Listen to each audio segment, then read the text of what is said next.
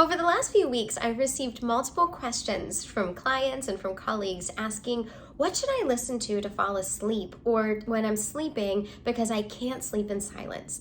And that's actually something that's very common. Many people are used to living in busy cities, hearing the hustle and bustle, the traffic, and when they're in a place where it's really quiet, they find it difficult to sleep, which is counterintuitive to some folks that need complete silence to be able to sleep. So some tips and tricks on this. For folks that are watching television to fall asleep, we know first of all that TV is not going to be very helpful because the light emitted from it is going to play a role and have an impact. Additionally, many times commercials are going to get much louder, and so those changes in volumes can wake us back up. Additionally, whenever we're hearing voices in the background, that can trigger our threat systems to want to wake us up and alert us to make sure that someone isn't in the room that could be a threat to us or hurting us. So for folks that are typically watching television to fall asleep, ideally we would like to use something other than the TV.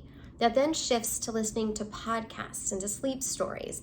Now again, as we talked about, whenever we're listening to something that involves voices, many times that can cause non-specific sleep arousals and wake us up as we're falling asleep because our brain is detecting voices that could potentially be a threat.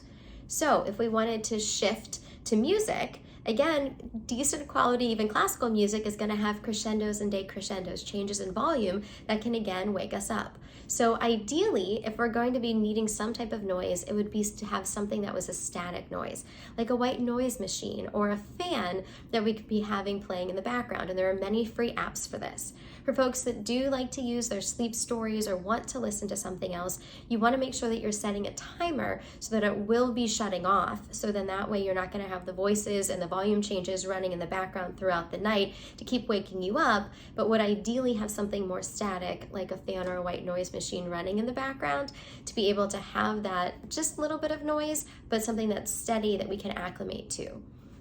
Be well.